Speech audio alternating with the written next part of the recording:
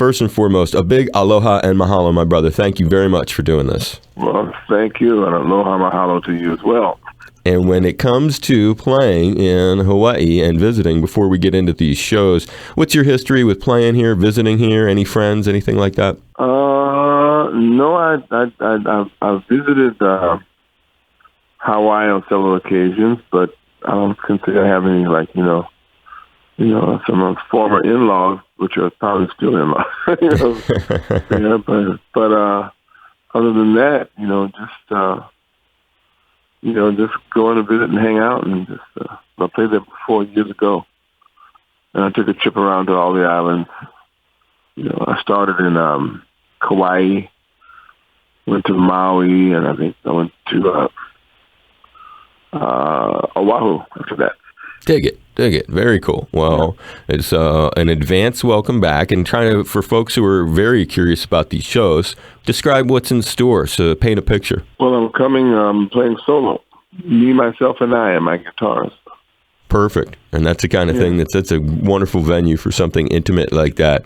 And you'll be following so many cats who have done the same sort of thing in there, whether it was like Richard Marx or David Crosby. So it's an amazing thing to get to strip all that away. And I've seen you're a very gifted, very, very talented cat. And Kevin Moore, when did you start being called Keb Mo? How old were you? How old was I? Officially, I was 41. Wow. Yeah, but I've been called Keb Mo for quite some time before that. Okay, and that's when you went. So officially, you mean professionally, that's when you officially started calling that? Yes. I read your parents had a big impact on you musically, and explain how their love of what I read, blues and gospel, factored into your own musical passion and you becoming a pretty good guitar player by your teenage years. I guess I was okay. I was doing gigs in my late teens, and so I started at 12, and I was doing gigs and playing in bands, and I kept playing. I just kept on playing. And even when I should have stopped, I kept on playing. Did your parents encourage it? They were very supportive, yes. They didn't necessarily understand it, but they were very supportive. And did I have it right? Blues and gospel were their loves, their passion? Yeah, blues and blues. My mother loved gospel. She really loved gospel. Jazz, I had an uncle, an older cousin, who was like into the blues.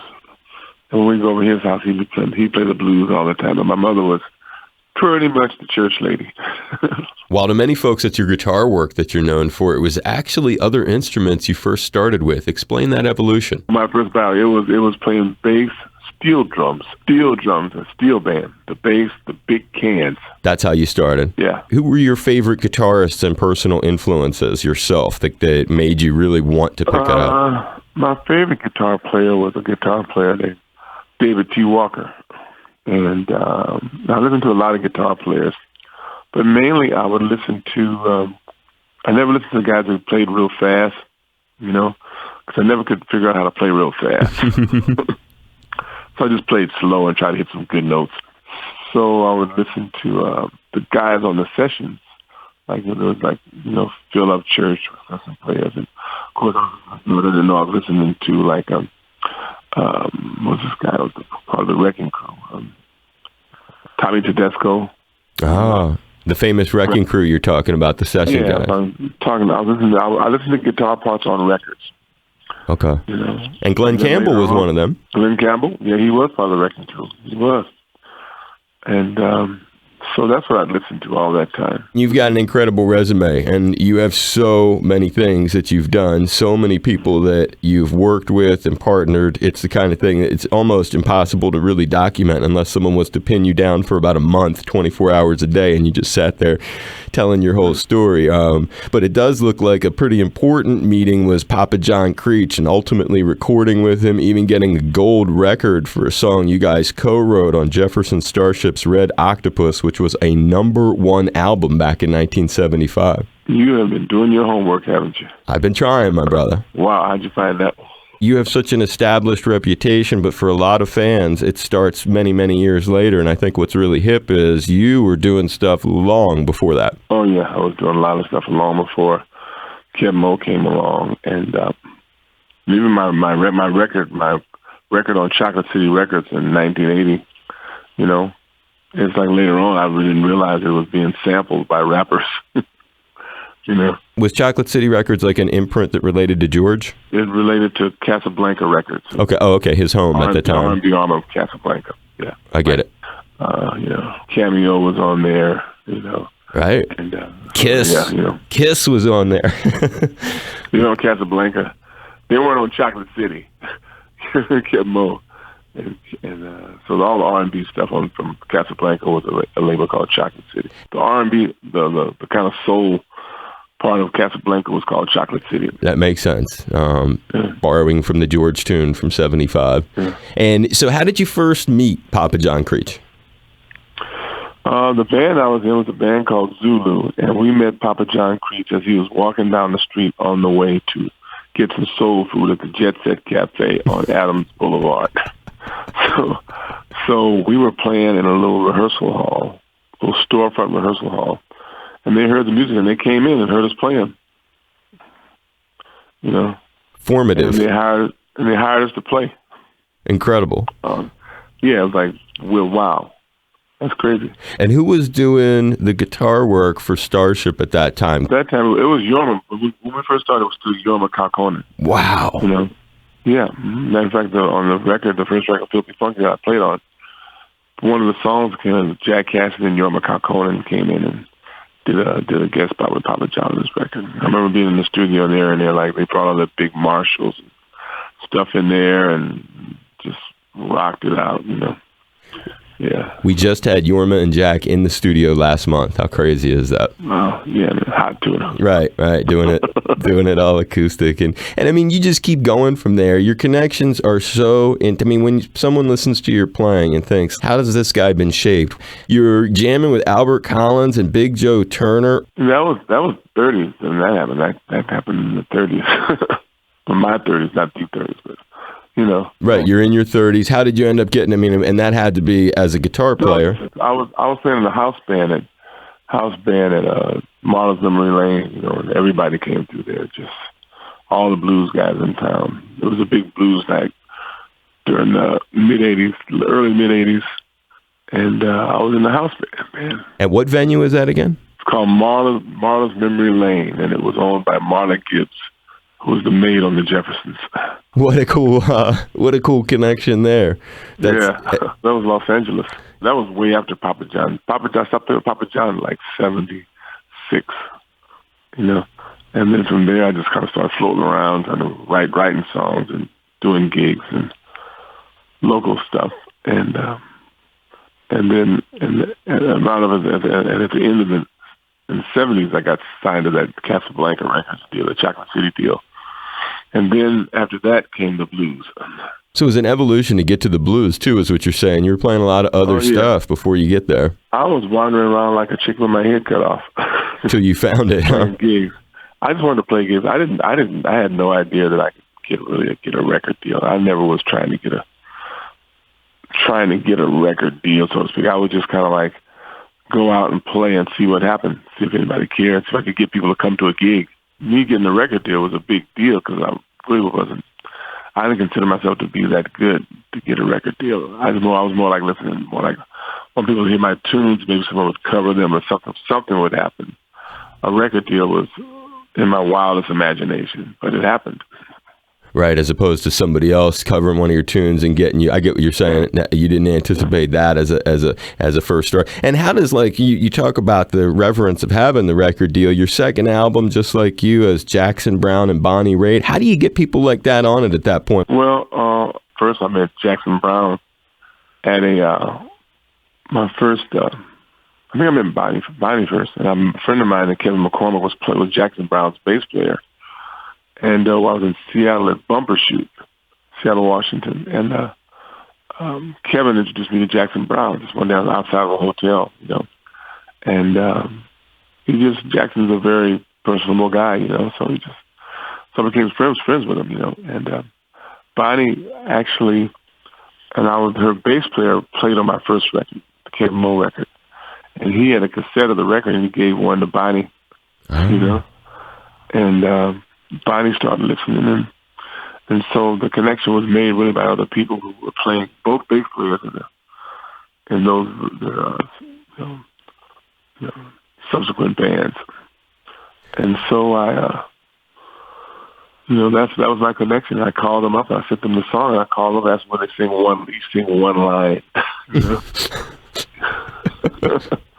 Wow, how humble. And Bonnie sung 3 lines. I mean, she sung, and then the producer, of course, I just wanted 1 line, and he put all 3 lines on there.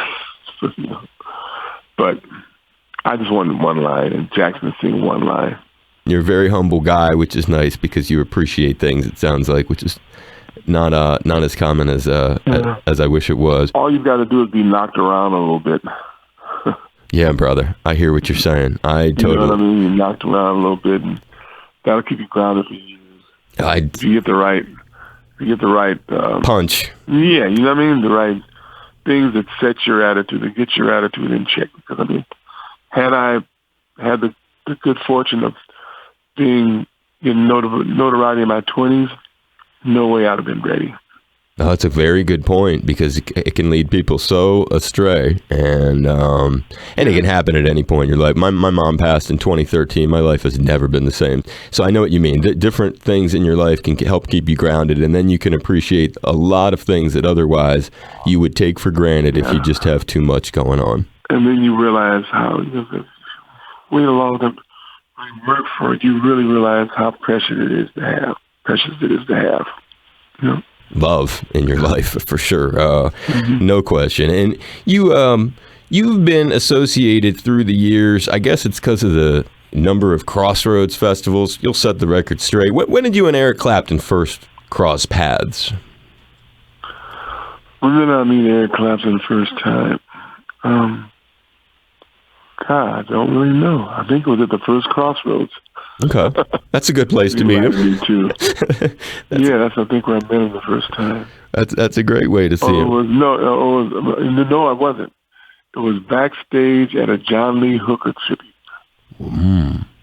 That's where it was. Some big John Lee Hooker, event. And Eric Clapton he put it together, and it was backstage. And I met me, and also at the same time, my older son met him too. So we were backstage. You get to share that memory. That's a nice one right there. Yeah. And had he put you on that Hooker tribute?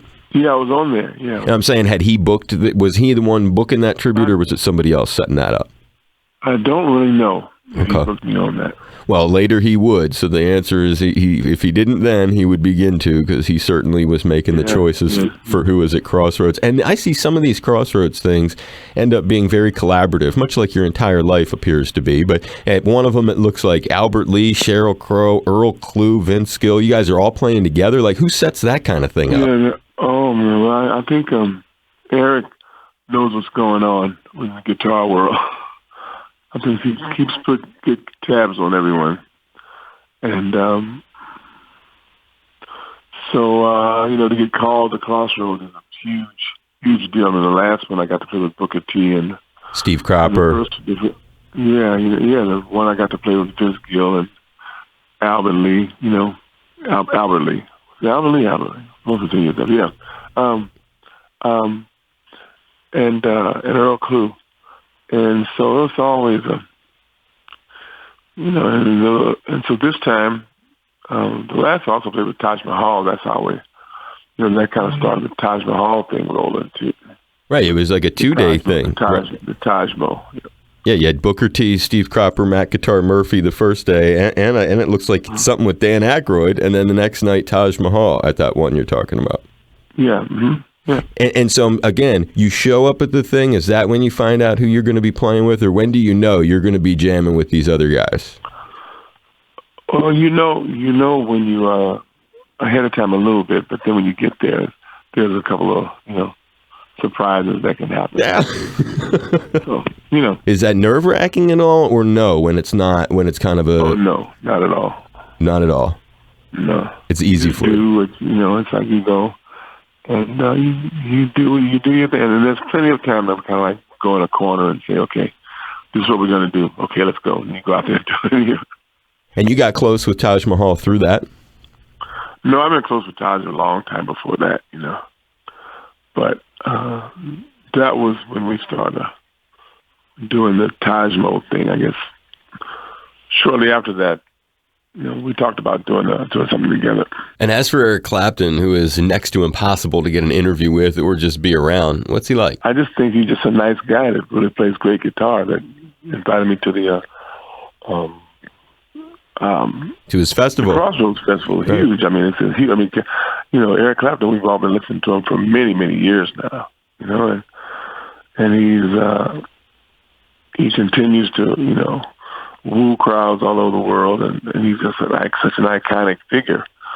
I mean, and to kind of like define it better, my personality is very low key. I don't get excited very much at all. I mean, when I say excited, when I get emotional, I just kind of I have a deepest feeling of appreciation for everything. But I don't really start jumping up and down and getting excited about much of anything. But that's not to say I'm not excited in a way and appreciative because But when I look back and go like, what really did? And also, so many things have happened. Like yesterday, what excited me. I was a little excited yesterday at the LAX when I was coming back home from Los Angeles. I run into Kingfish in the airport. He's talking about the young guitar player he's worked with from Clarksdale, Mississippi, widely known as the birthplace of the blues. Yeah. And you get excited. That's fun. Yeah, I got excited about King. I run into somebody somewhere where you're not supposed to run into them at. Right. Those are special. Those are special. And you've had some unusual sort of encounters, I guess, which would sort of fall into that class. What was that Music Care event where, I mean, it's vague, so I don't know what happened there. It's a Metallica's there, and they're honoring Ozzy. Who did you jam with and play with at that? I played solo. I played on my own. You played on your own as just one of the acts on that bill. Yeah, people tend to put me in the acoustic guitar joint all the time, so I very rarely get to jam with the big boys. and do I have it right? It was an event that was honoring Ozzy Osbourne, a Music Care event. Yes, yeah. And what's your connection to Ozzy? Had you ever met him before, and did you interact with him that evening? Well, it was a friend of mine, Jeff Greenberg, who owns the Village Recorders in L.A.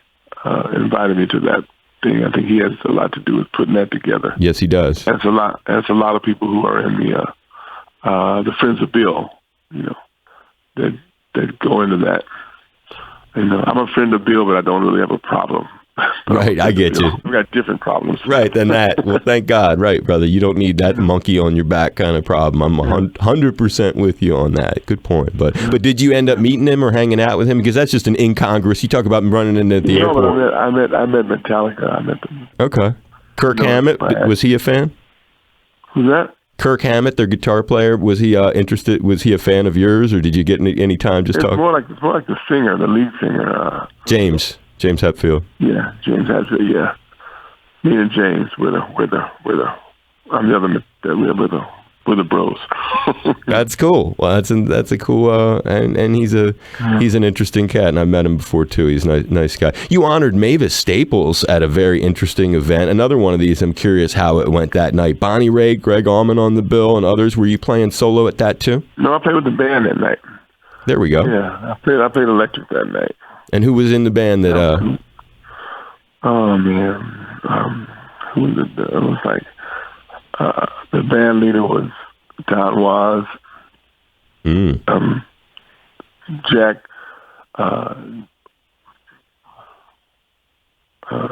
What's Jack's last name?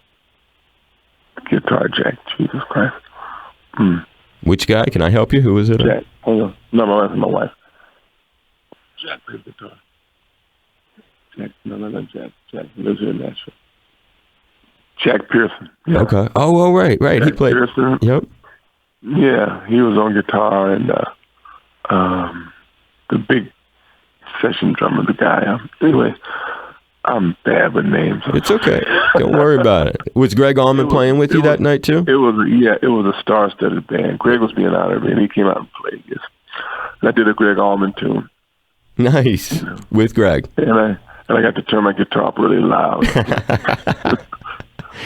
That's cool. Did you like playing with Greg? Yes, I always liked playing with Greg. I got to play with Greg several times in over my time.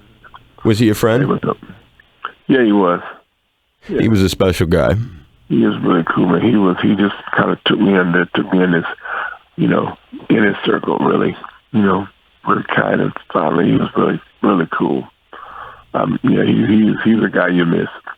When in your life did he take you into his circle like you're describing? It was later on. It was like probably in around 2010 or something like that, Wow. And some lessons you learned being around a guy like him, no doubt, huh? Yeah, you just kind of, it's like there's an ease. He's got a kind of like a ease to him. And the lessons you're learning, people say like hang around with people you want to be like, Right. And it's something that kind of rubs off of you. And there's some things you can put in words and some things you can't, Totally.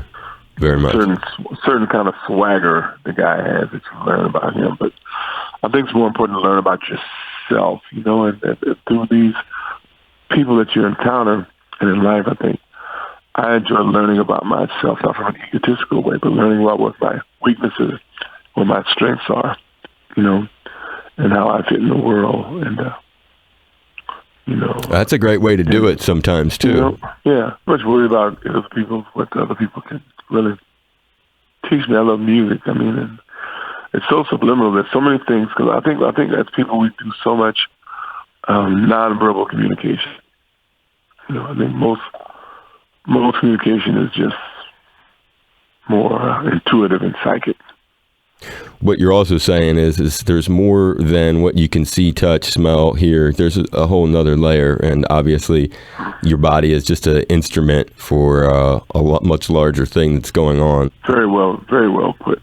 Thank you. And, ever since, I didn't think that way till my mom died, but then when something like that happens, and you just start hearing, you hear things different, you feel different, you get maybe a compelling drive to give back, want to help people. As we were saying earlier about keeping grounded, which you said some wise things on. You were in an interesting video with Keith Richards in it, singing some Bob Marley. Yeah. What was that about? Playing for Change. Well, that's the Playing for Change organization that I work with, and I was a part of that video. They come and film you where you are. They go all over the world filming people and musicians playing together, but not at the same time, but playing together. Right. So you didn't play with them. You're saying it was at different times it was filmed. Yeah, all their videos are like that. They're like different times. They'll take a few people here. They might go to Africa and do a couple of people. Then go to L.A. and do some people, then go to New York and do some people. And it's all outside on the streets. It's great. No, that's cool. That's very creative, actually. And when you played, as we go to wrap it up, you played for a personal hero of mine, a major guy, Barack Obama. And people in Hawaii, we have a strong people all over the world can have strong connections to people who stand up and try to do good and be a good model and who imbue kindness. And there are just certain things. And he, to me at least, is one of those cats. And you got to be at an event. It included some other big time luminaries. And for a person like yourself, Smokey was there, James Taylor, Buddy Guy, Carol Burnett. Talk about that moment. Oh my God, it was super cool. Super cool. And the person that everybody dug being around the most at that event, and what I had a ball with was the two people. Carol Burnett and MC Light. Why? Talk about it. Oh man, she was just badass. She came out and performed. And, I didn't know much about her. I know her the name a lot, but I don't follow rap that much. But she just came out and killed it. Carol Burnett is just Carol Burnett. Epic talent. Epic, just legendary, funny, nice, kind, and just cracking jokes. She's just like.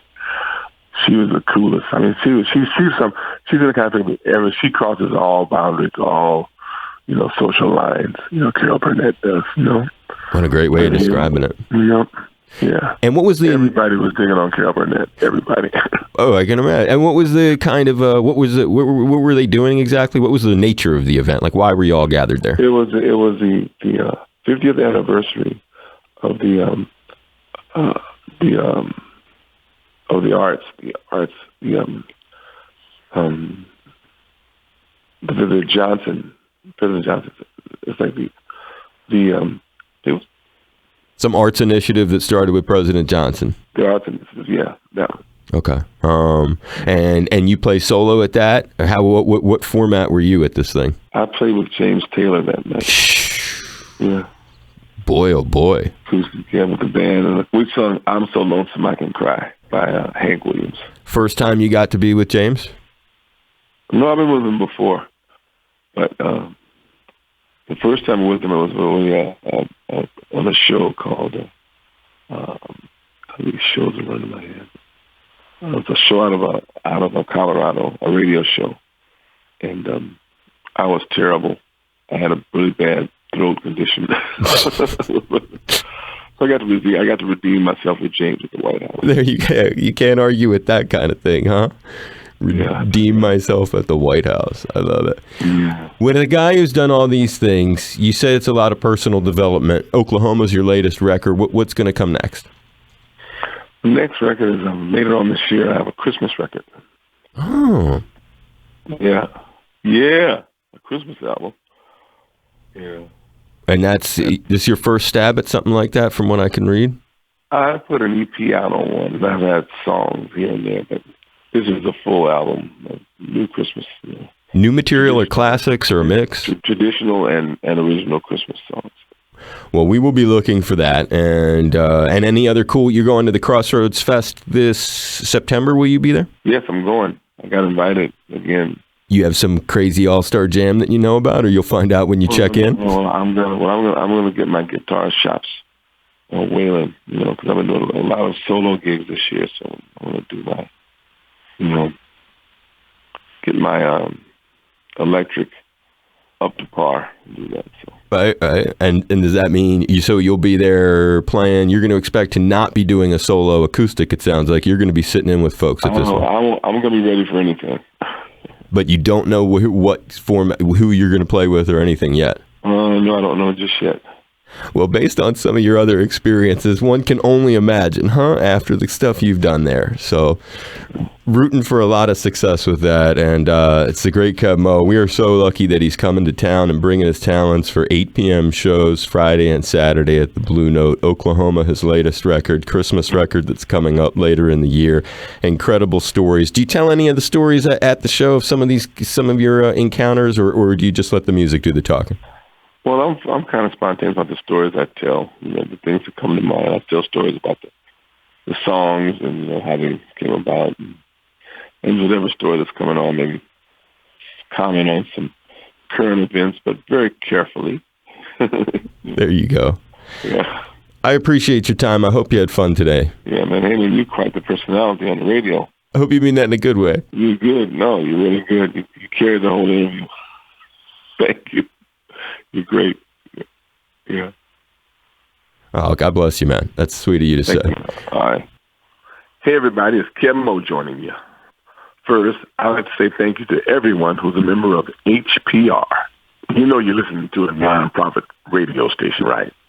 In fact, you might have heard me here with my friend Dave Lawrence. And if you heard that, you are a regular listener. You know what that means? It's time to become a member. Here's your chance. Don't miss it.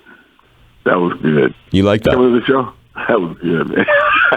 That was really good. And I was gonna chalk this up to one of my big experiences, having an interview with you. Now, are you bullshitting me, brother? Come on now. No, man. You really need a good dynamic. Yeah.